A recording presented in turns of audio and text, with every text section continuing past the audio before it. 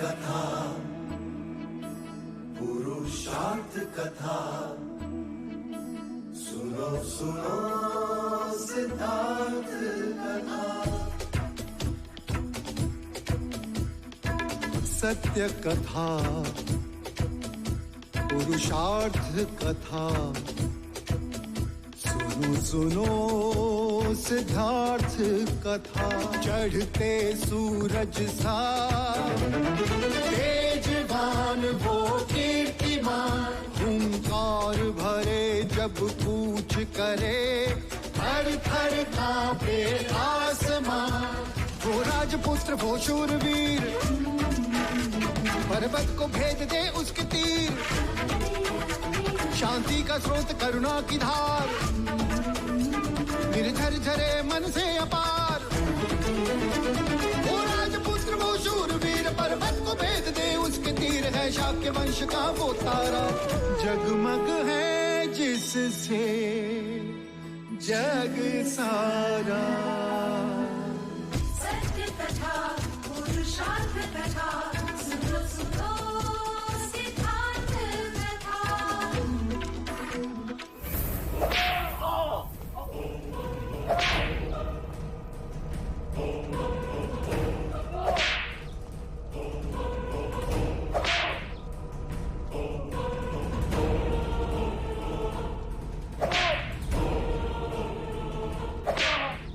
और कितने लोग हैं तेरे साथ?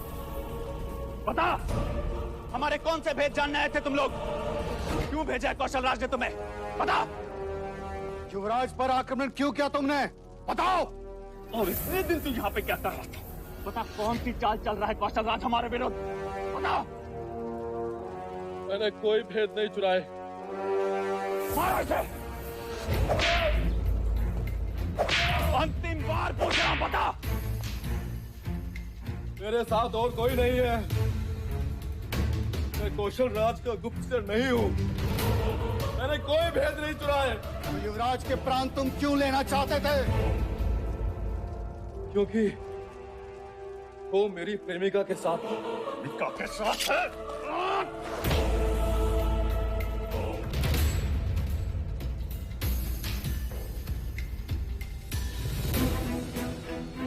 ये सत्य कह रहा है मंजले काका, ये उर्मिला से प्रेम करता है। उर्मिला? वो गणिका? गणिका और प्रेम? ये सब मनगढ़ंत कहानियां हैं युवराज। ये गुप्तचर है, केवल गुप्तचर। ये राजदूत है जो कौशल राज्य का निमंत्रण देने आया था। राजनीति में गुप्तचर को मुक्त नहीं किया जाता युवराज। राजनीति में राजदूत पर हथियार भी नहीं उठाए जाते, उसे अभय वचन दिया जाता है। राजदूत कभी भी युवराज पर आक्रमण नहीं करते, और इसने तो आप पर। ये दोनों बातें अलग हैं। इसे इस विषय के साथ ना जोड़े। क्यों ना जोड़े? ये गुप्तचर है, इसीलिए इसने आप पर आक्रमण किया। या आक्रमण किया इसीलिए गुप्तचर बना दिया गया।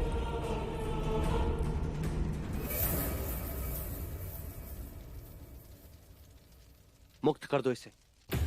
आप इसे मुक्त नहीं कर सकते। ये आपके अधिकार क्षेत्र के बाहर है। ये राज्य की सुरक्षा का विषय है। इसे केवल महाराज की अनुमति पर छोड़ा जा सकता है। तो फिर आप भी इसे इस तरह से पीड़ित नहीं कर सकते, क्योंकि ये भी आपके अधिकार क्षेत्र से बाहर है। आप भी महाराज की प्रतीक्षा करें।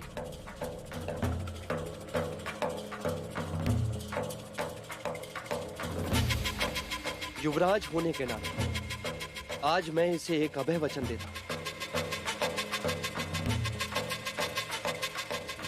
और सब इसका पालन करें।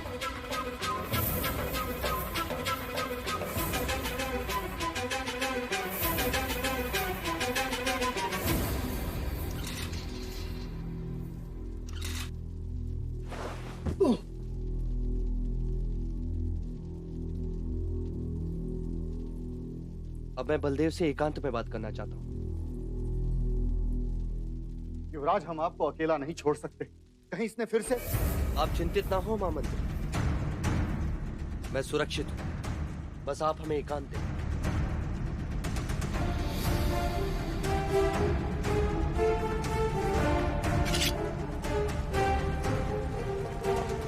सिद्धार्थ अपनी मर्यादा और बड़ों का आदर भूल रहा है।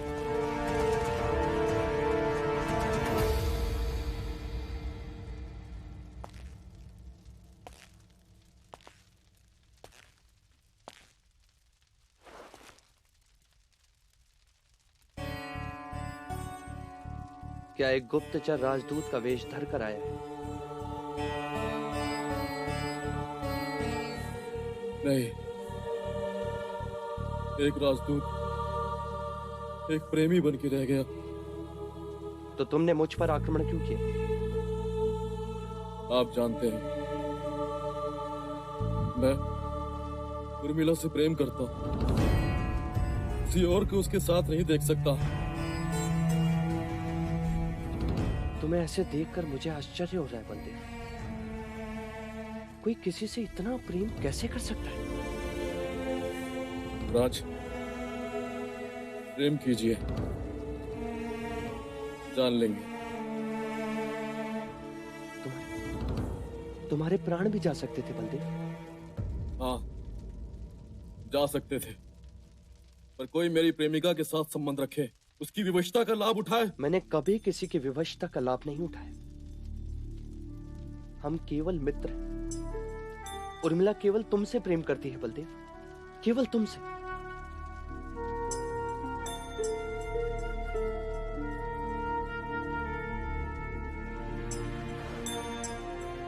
क्या तुम उर्मिला से विवाह करोगे? क्या तुम उसे अपनी पत्नी का स्थान दोगे?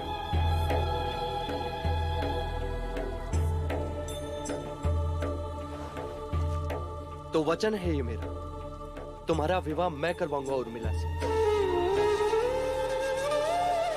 आप धन्य हैं युवराज, आप धन्य हैं।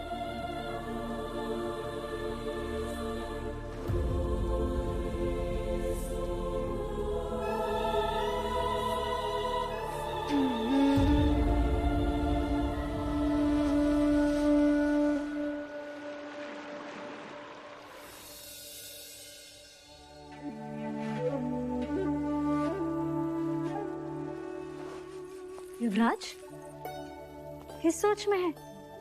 दूसरा बंध तो पहनना ही भूल गए। क्या तुमने कभी किसी से प्रेम किया है लौशिका?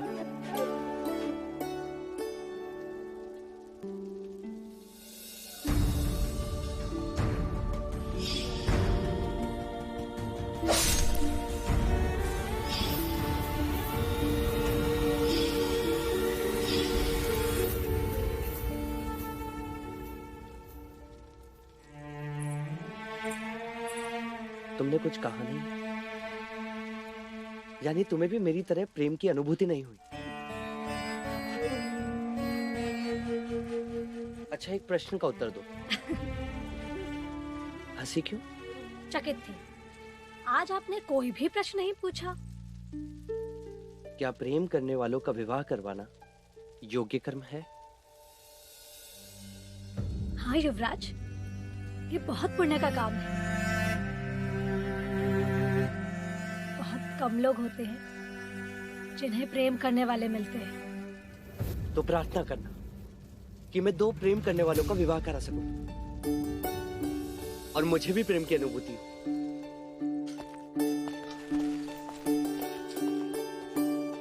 तथास्तु। आप प्रेम से अज्ञान हैं और वो भी जो आपसे प्रेम करती है। यशोधरा, आपकी अनुभूति।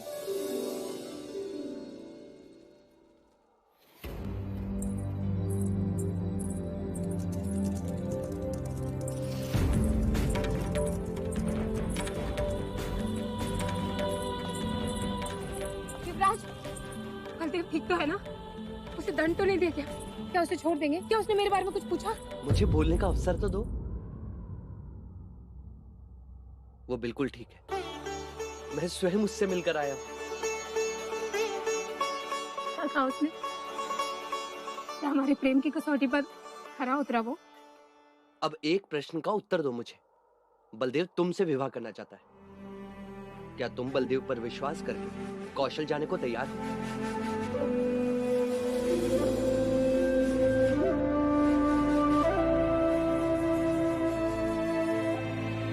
हाँ। तो मैं तुम्हें वचन देता हूं, तुम दोनों का विवाह मैं करवाऊंगा।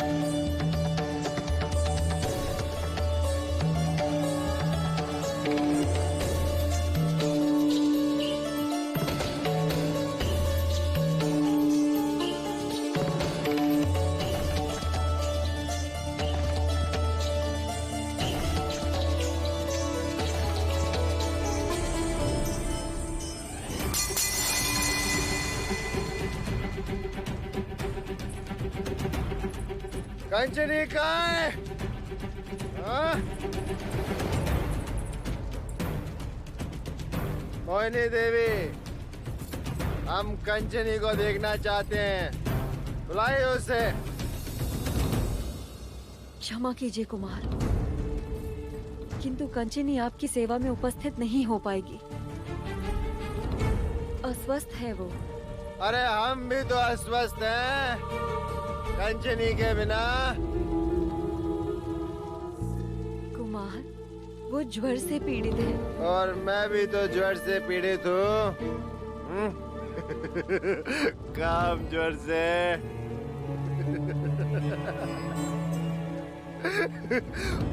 वो किस ज्वर से पीड़ित है? लालच के ज्वर से? बोलो।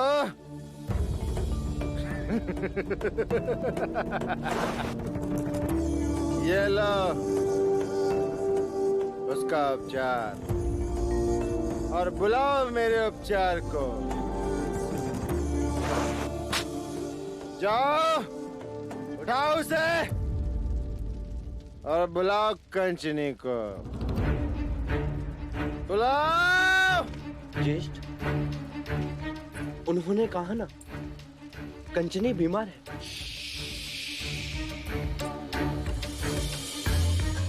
ये रंग भवन है, कोई गुरुकुल या राज दरबार नहीं है। क्या तुम्हारी चलेगी? समझे? ये हमारी और कंचनी की बात है। मोहिनी देवी, आप जानती हैं कि कंचनी के नृत्य के बिना हम रात की कल्पना भी नहीं कर सकते। बुलाइए उसे, कंचनी को बुलाइए। कंचनी आएगी और नृत्य करेगी। वो नृत्य करेगी और हम बदहोश होंगे।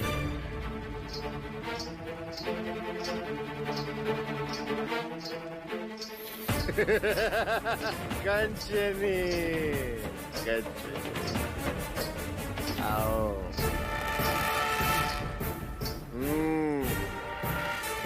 अब नृत्य शुरू करो सुंदरी।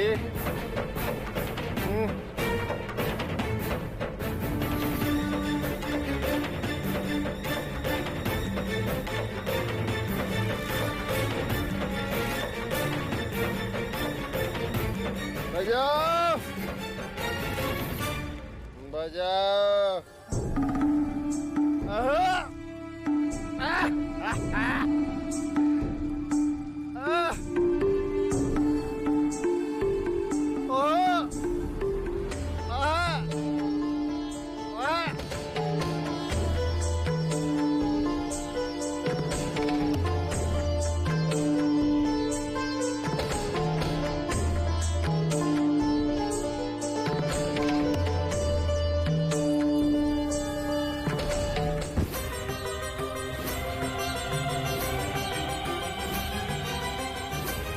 बंद करो ये नाटक और नृत्य शुरू करो। बस करो ज्येष्ठ, हम सब तुम्हारे कारण अपमानित हो रहे। तो मैं लौट जाइए। ये जगह अपमान से परे। तुम देख रहे हो, ये अस्वस्थ है। ये अरे ये एक गणिका है। हमारी कामाग्नि को शांत करना इसका कर्तव्य है। ये हमारी तरह मनुष्य भी है।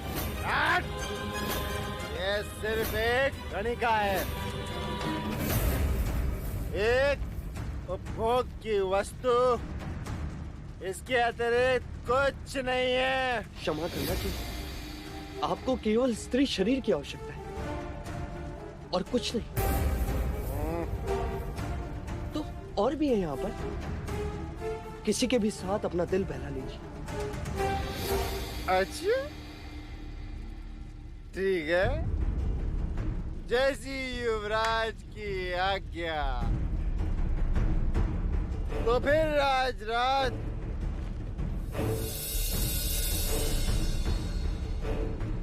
हम अपनी कामाग्नि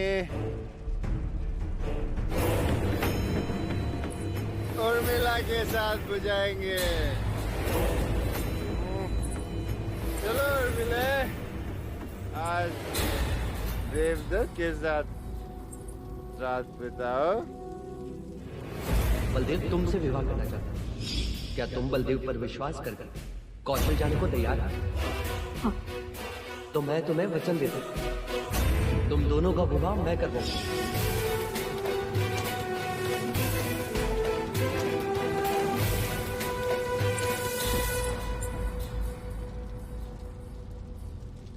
क्या हुआ युवराज,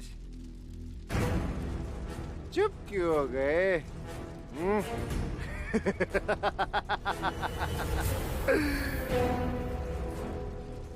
नहीं रह सकोगे ना उर्मिला की वीणा के बिना? कहना आसान होता है युवराज, और करना कठिन। जिस तरह तुम उर्मिला के वीणा के बिना तड़पते हो ना, उसी तरह हम भी अपनी कंचनी के बगैर तड़पते हैं। समझे? कंचनी, आओ कंचनी।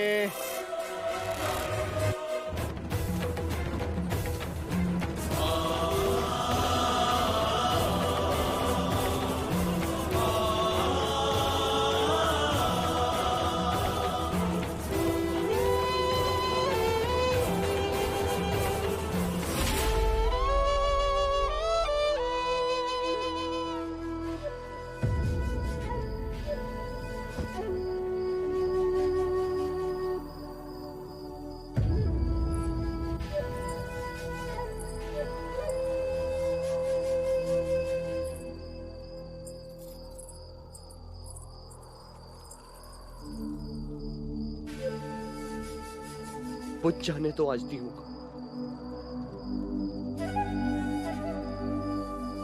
आज मुझे अंधेरे में ही रहने दो।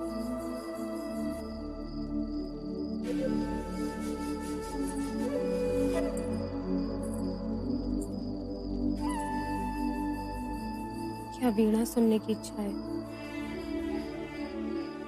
नहीं, आज भीतर ही इतना शोर है कि कुछ सुनाई नहीं देगा। मेरे हृदय में ये बात शूल की तरह चुभ रही। ये सब देखकर भी मैं ज्येष्ठ को रोक न सका। आप और मैं दोनों ही विवश हैं। आज एक प्रश्न और मेरे मन में उठा कि लोग इसे आनंद भवन क्यों कहते हैं?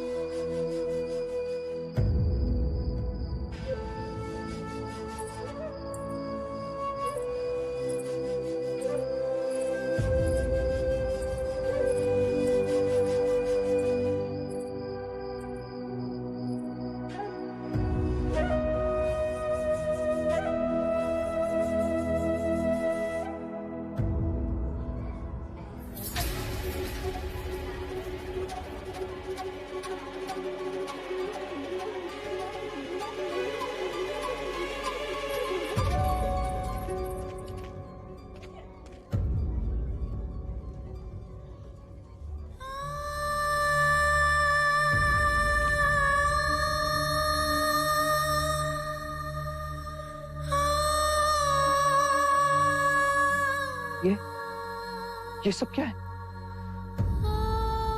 कंचनी की ये हालत? कुमार देवदत्त के लिए कंचनी केवल एक वस्तु है जो उन्होंने गिरा दी। टूट गई। कंचनी ने विरोध क्यों नहीं किया?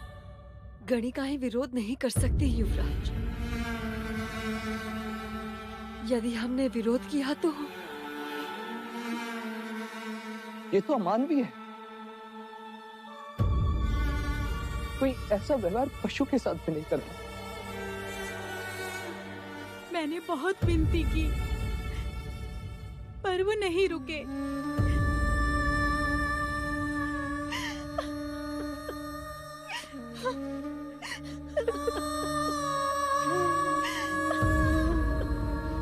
ये निष्ठुरता, इतना अपमान।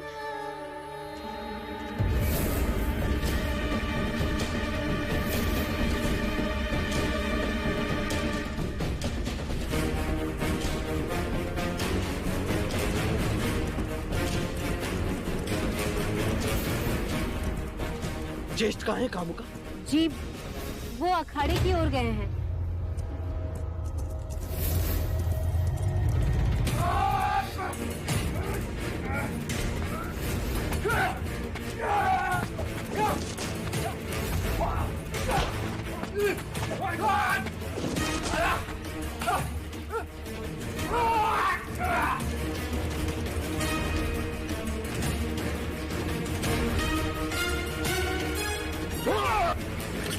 शुदा, वो भी एक स्त्री के साथ। जवाब दो, तुमने एक स्त्री के साथ पशुओं ने सरवार क्यों किया? जवाब दो। वो एक गणिका है केवल, जिसने मेरी इच्छा का अनादर किया। वो बीमार थी तो उर्मिला को भेज देता। गणिकाओं से स्नेह नहीं करते। हर मनुष्य को एक दूसरे के साथ स्नेह करना चाहिए। कहना नहीं, तुम तो मनुष्य कहलाने के भी योग्य नहीं हो।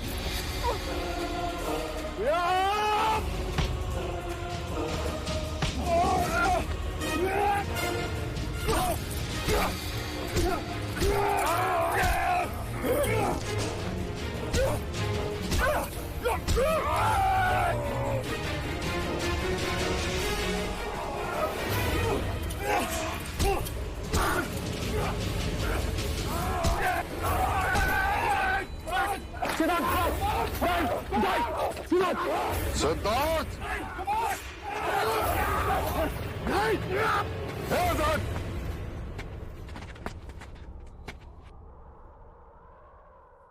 महाराज की उपस्थिति ने तुम्हें बचा लिया देवदत्त, वरना आज मैं तुम्हारा वही हाल करता।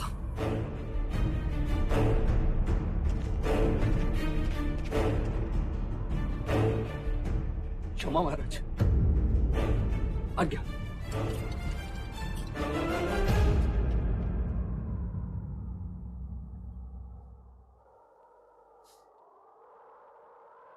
आज तो हर्षोल्लास मनाने का दिन है। सिंहानु के वंशज ने अपने ज्येष्ठा पर हाथ जो उठाया है। परीक्षा देते समय क्या कह रहे थे युवराज? हाँ, मैं अपने ज्येष्ठा पर कभी हाथ नहीं उठाऊंगा कहकर सबके सामने अपने आप को महान प्रमाणित कर रहे थे। और आज लज्जा नहीं आई अपने विवेक को भूलते हुए?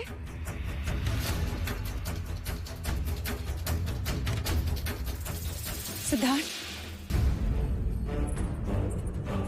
ये तुमने उचित नहीं किया। जाओ जाके देवदत्त से क्षमा मांगो। क्षमा मैं आपसे मांगता हूँ, किंतु आप जानते नहीं। कारण कोई भी हो, मुझे नहीं सुनना। तुमने मर्यादा भंग की है। हाँ, मैंने मर्यादा भंग की, क्योंकि उन्होंने स्त्री की मर्यादा को भंग किया, उसके सम्मान को निर्दयता से रौंदा। तो ये मत भूलिए युवराज सिद्धार्थ कि जिस स्त्री की आप बात कर रहे हैं वो कोई देवी नहीं, एक तुच्छ गणिका है। वो गणिका एक स्त्री भी है। उसने देवदत्त की सेवा में उपस्थित रहने से मना किया।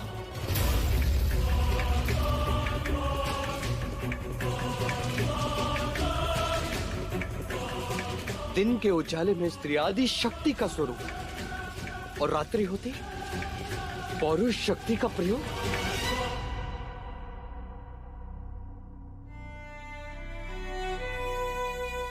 ज्येष्ठा ने आज हम सबको लज्जित कर दिया,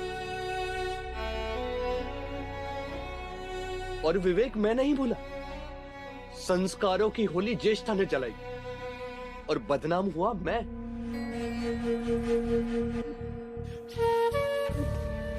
पिताजी, आज तक मैंने आपसे कुछ नहीं मांगा, किंतु आज मैं आपसे आदेश पत्र की याचना कर सकता हूं।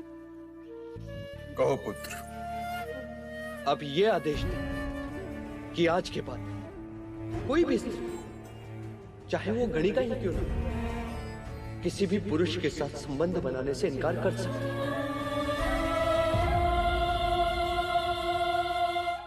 और उसके इनकार करने पर कोई उसके साथ जोर जबरदस्ती करता है, उसके सम्मान को ठेस पहुंचा, तो उसे वही दंड मिलेगा जो एक हत्यारे को दिया जाता है।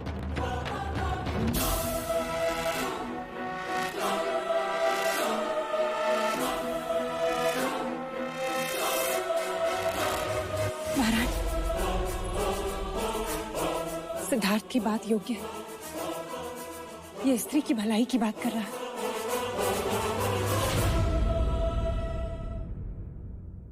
ठीक है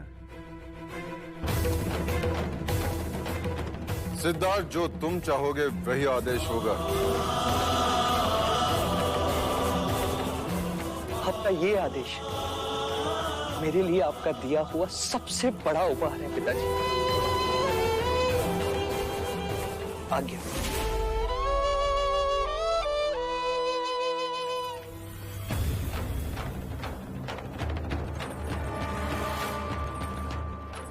परंतु भाई महाराज। अनुज, मुझे खेद है कि सिद्धार्थ ने देवदत्त पर हाथ उठाया, परंतु इस बात से मैं प्रसन्न हूं कि आनंद भवन जाने के पश्चात उसमें आक्रामकता आई है। अखाड़े में वो ऐसे लड़ रहा था जैसे वीर क्षत्रिय लड़ रहा। उसकी आंखों में ऐसी चमक थी जिसे देखने के लिए मैं सदैव आतुर था।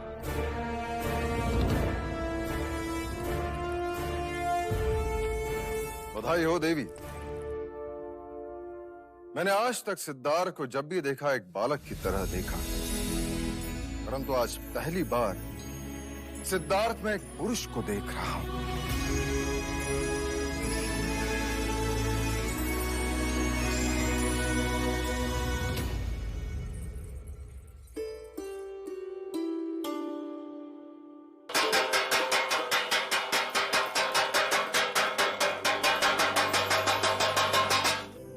क्या हुआ?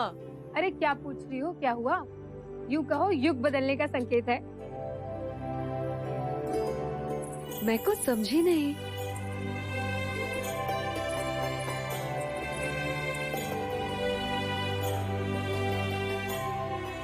अब ऐसी निर्दयता तुम्हारे साथ या किसी के भी साथ कोई नहीं कर सकता, युवराज भी नहीं। ये तो क्या कह रही है? युवराज के कहने पर महाराज ने आदेश निकाला है। अब कोई भी स्त्री किसी भी पुरुष के साथ संबंध बनाने से मना कर सकती है, और यदि उसके मना करने के पश्चात भी उस पर कोई अत्याचार करेगा तो उसे दंड दिया जाएगा। किंतु युवराज, ये आदेश तो केवल स्त्रियों के लिए है। हम तो गणिकाएं हैं। गणिकाएं भी मना कर सकती हैं। अब इच्छा सिर्फ तुम्हारी हो, किसी और की नहीं।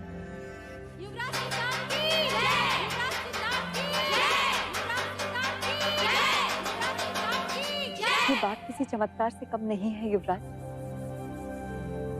आपने केवल हमें ही नहीं, अपितु संपूर्ण स्त्री जाति को गौरव प्रदान किया है।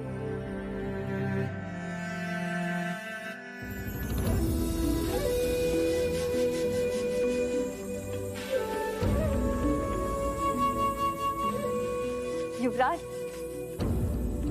आज मंगल घड़ी, आप यहीं रुक जाइए। नहीं, मंगल घड़ी तो भी आने वाली। अब कौन सी मंगल घड़ी आने वाली है? मैं नहीं समझी। गांधर्व विवाह की तैयारियां कीजिए।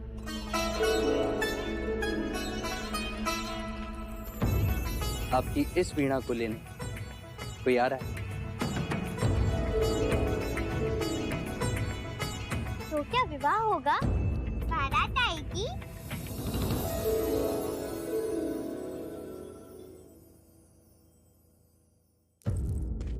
तुमने मुझे प्रेम से परिचित करवाया,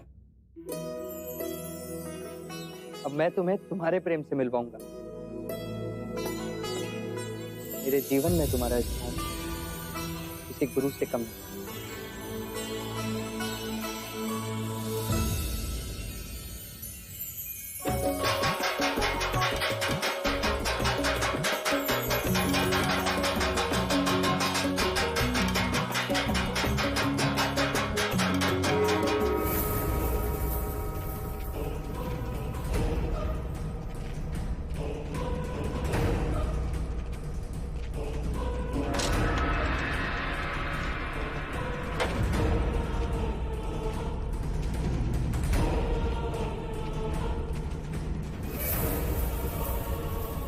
बलदेव,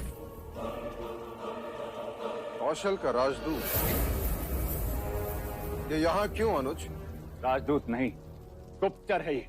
महाराज, मैं कोई गुप्तचर नहीं हूँ, यह आरोप झूठा है। इसने युवराज सिद्धार्थ पर आक्रमण किया था। तो ये अब तक जीवित कैसे है? ऐसे ही, बस ऐसे ही एक ही बार में इसका सर धड़ से अलग करना चाहता था, परंतु युवराज सिद्धार्थ ने राजनीति का पाठ पढ़ाकर मुझे रोक दिया। कहने लगे कि आपकी आज्ञा के बिना मैं इसे मार नहीं सकता। उन्होंने इसे अभय वचन दिया। सिद्धार्थ ने? जी भाई महाराज। महाराज, युवराज सिद्धार्थ पधार रहे हैं।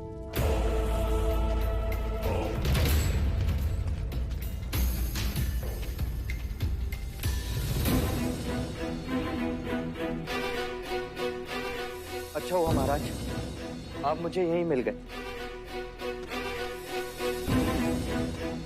मैं बलदेव को ले जाने आया हूँ। क्या बलदेव ने तुम पर आक्रमण किया था? जी महाराज, पर वो इसकी भूल थी। इसे भ्रम था कि भ्रम तो हमें हुआ कि इसे हम राजदूत समझ बैठे। कौशल राज्य की मोहर लगा आमंत्रण लेकर आए थे। गुप्तचर हो या राजदूत, प्रश्न केवल इतना है कि इसने युवराज पर आक्रमण किया और वो अभी तक जीवित है। इसे मृत्युदंड क्यों नहीं दिया गया? क्षमा महाराज, पर आप दंड इसे नहीं, कपिलवस्तु की प्रजा को देंगे। अर्थात एक देश के राजदूत की दूसरे देश में मृत्यु हो जाए तो युद्ध की संभावनाएं बढ़ जाती हैं, और फिर चाहे युद्ध सत्य के लिए हो या असत्य के लिए, होती हानि ही है महाराज।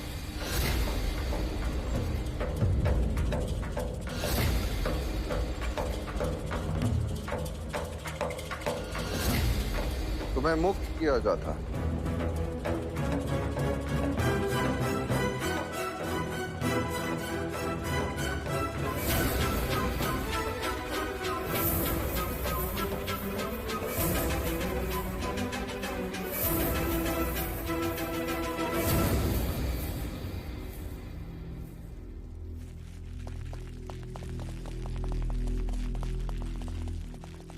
क्षमा कीजिएगा महाराज, ये कैसा पुत्र प्रेम है जो आपने युवराज के कहने पर कौशल राज्य के गुप्तचर को मुक्त कर दिया?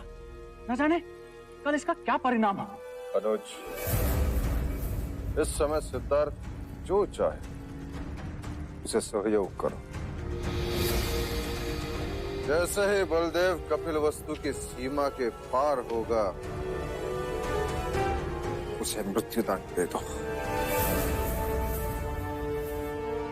युवराज पर आक्रमण करने वाला जीवित नहीं रहना चाहिए। जी महाराज।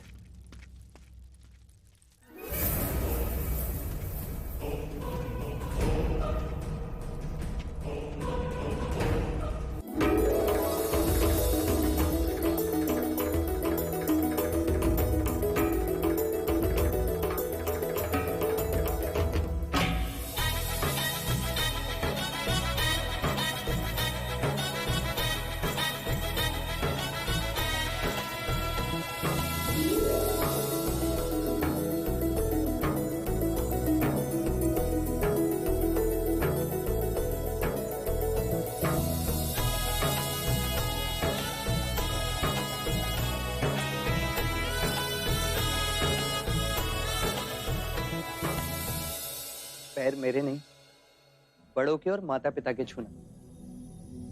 बलदेव, कौशल पहुंचते ही सारे समाज के सामने रीति रिवाज के साथ उर्मिला को अपनाना।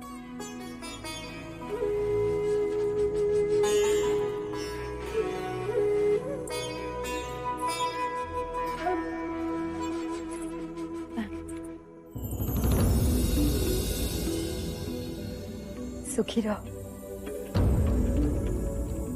अब मुड़ के यहाँ दोबारा कभी मत देखना। अपनी सारी स्मृतियां गंगा जी में बहा दे।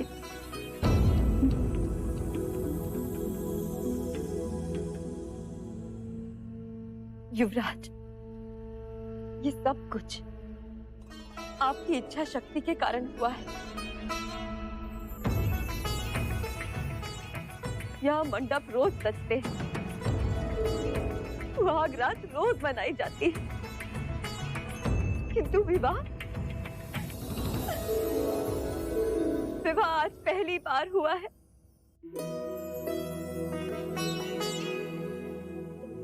ये शहनाइयां आज पहली बार बजी है। आपको बहुत बहुत बहुत धन्यवाद।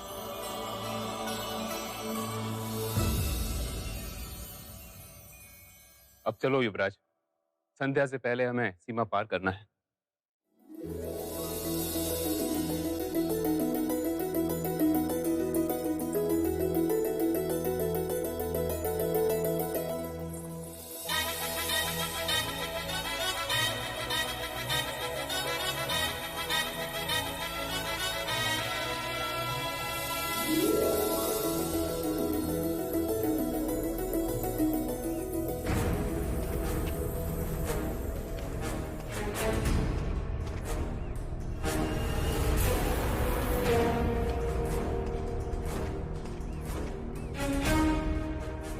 जैसे ही वो कौशल देश की सीमा में पहुंचे, उसे मार देना।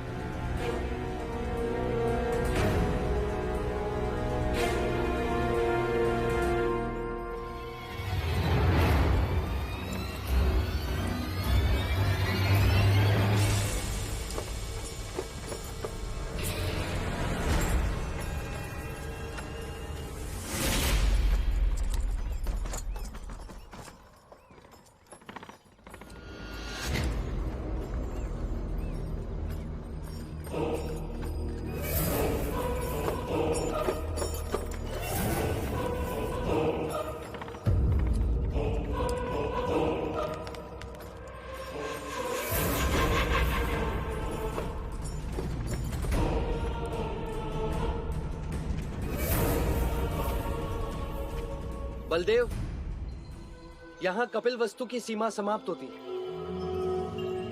और कौशल देश की सीमा में तुम सुरक्षित होगे। चन्ना, इन्हें आगे तक छोड़ दो।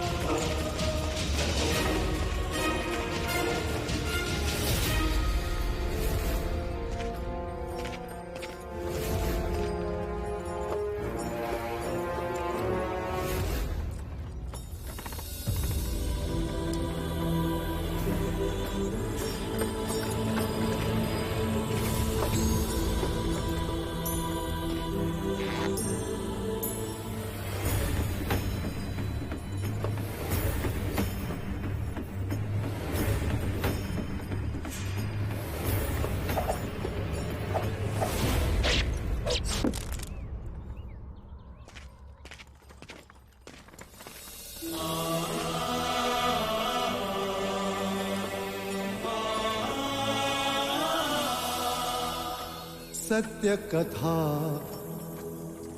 पुरुषार्थ कथा सुनो सुनो सिद्धार्थ कथा